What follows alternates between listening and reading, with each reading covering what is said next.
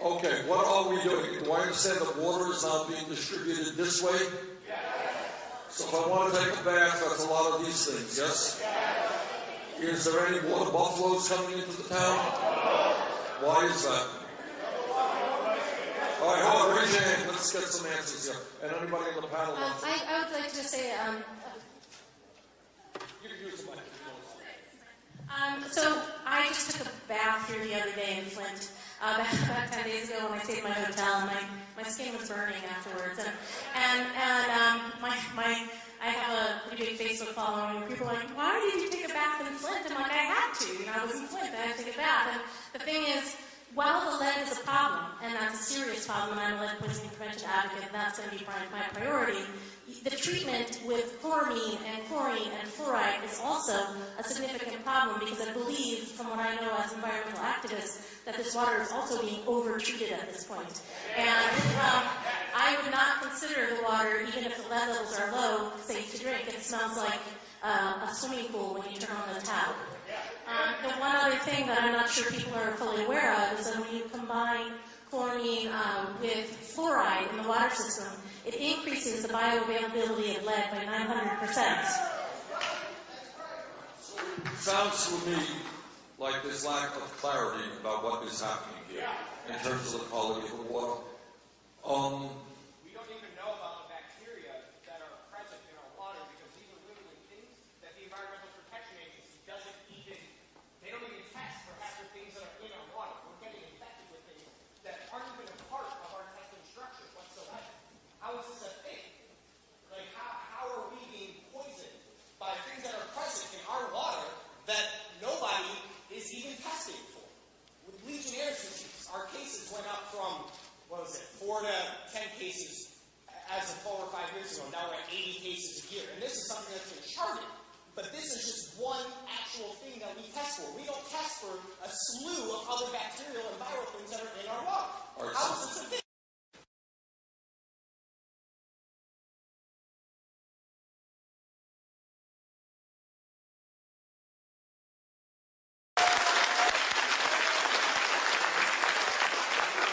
The United States Senate. What about the EPA? Have they been doing what they should be doing? Okay.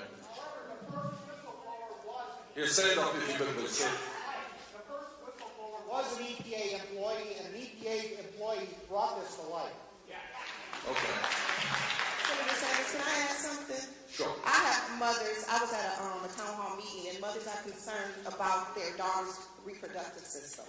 They're worried about them being able to be grandmothers. We're worried about, because I get requests for jugs of water and gallons of water to take baths, so I don't have to keep pouring the bottled waters in the tubs, because it takes about 24 pack to take a bath, and then it's a family of 5 or 6. So we got families that's worried about, their future generations.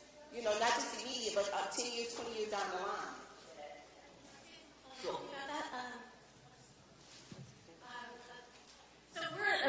We're an advocacy organization trying to collect this information free of government bias, free of industry bias, and that's our website has a lot of information. One of the things is a doctor that we've interviewed. Her name is Dr. Felicia Rubito. She's with Tulane University, and she recently did a study showing that a blood level as low as 0.4 to 0.5 can cause an increased risk of low birth weight in newborns, miscarriage, and other birth and fertility issues. And they're telling nursing mothers that don't worry unless your blood level is 40 or above.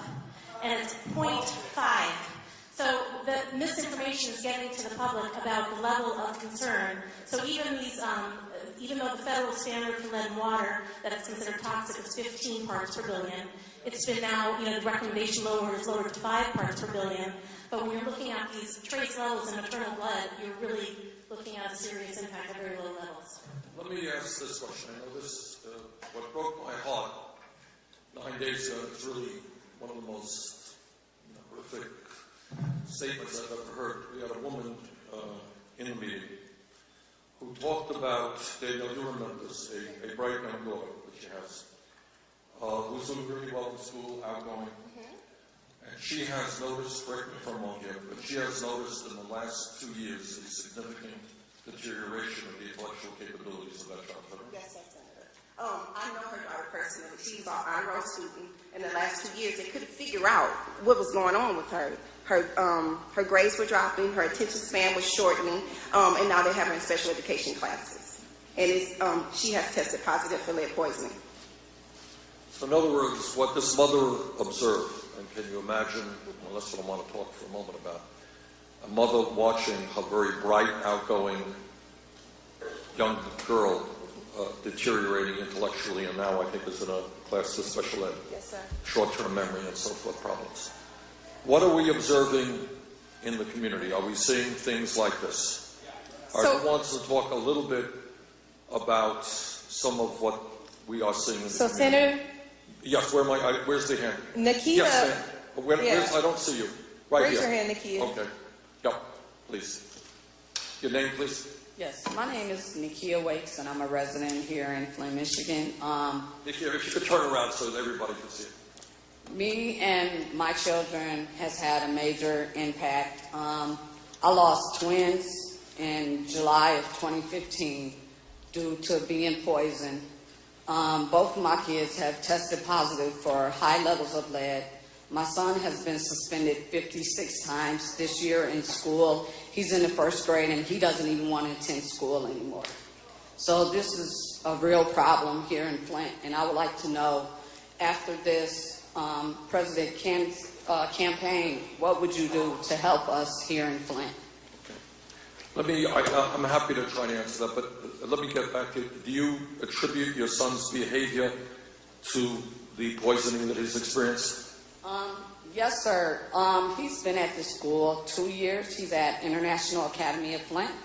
Last year, he was suspended 1 time. Like I said, this year, since the exposure of my son's lead, he has been suspended 56 times.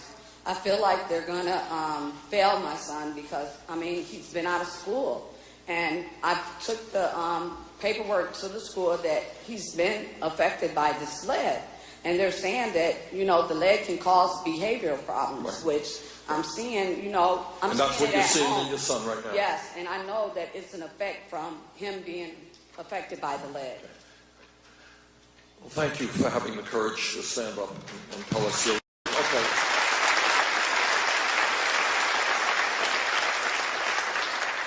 Could we get a mic over right here, please?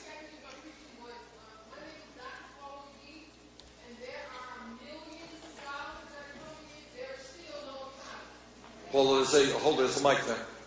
There is still no accounting.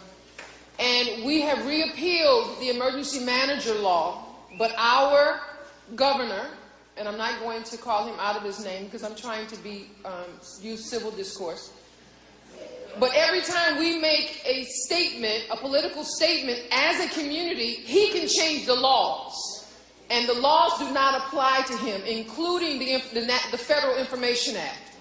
He has exempted himself from all of the Democratic view. And to give you just an idea of what's happening in this community, we have millions of dollars coming in, and we have people from other cities who are coming in with more water than his people are giving to people.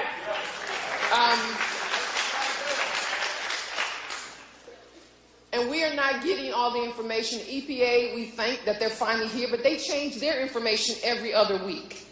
And we have been talking about this for years. And just to give you an idea what the money looks like, that if you moved here and you got a new place, they charged you $450 deposit, regardless of what your credit statement was. And then they said, even if you never used your water, you were going to be charged a minimum of $52 a month. So if you can imagine people in this community who are used to, a few years ago, it was only $30 a month for your water. And so you're about to move into a new apartment. You have to do first and last, but now you have to come up with $450 just as the deposit. And people were coming saying that this water is brown. We're getting rashes, and they continue to ignore it. So what I'd like to see, and I'm sure many of the citizens were here, we'd like to make sure that if our governor can appoint an emergency manager, we want him to have an emergency manager. Because he has demonstrated that he cannot lead this community. demonstrated. The citizens here have said we've had enough. So we want somebody in place that can lead this community and not just give us a Band-Aid solution. If the billionaires at Wall Street can get billions for the mess they made and get bailed out, then we don't need Band-Aids of 38 million, 28 million. We need numbers like billions, period.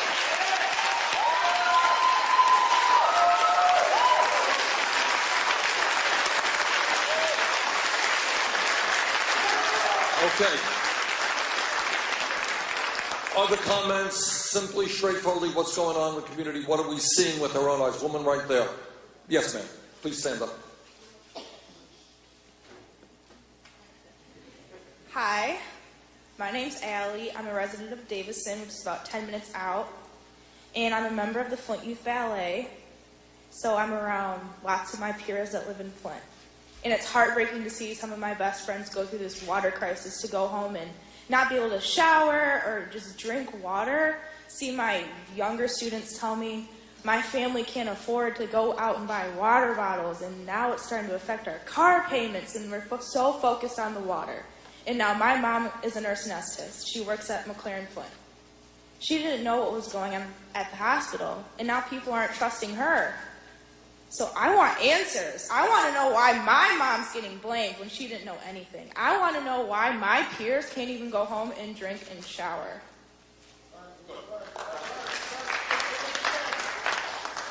Okay, sir. Yeah.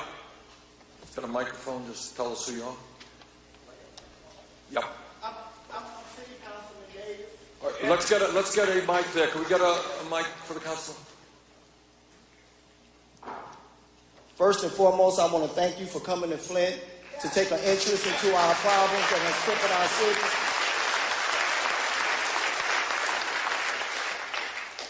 I wanted to say something at first, but when the lady made a statement, the young lady, I want to make a statement to that, if I may, but it's going to educate you as well. For the last 30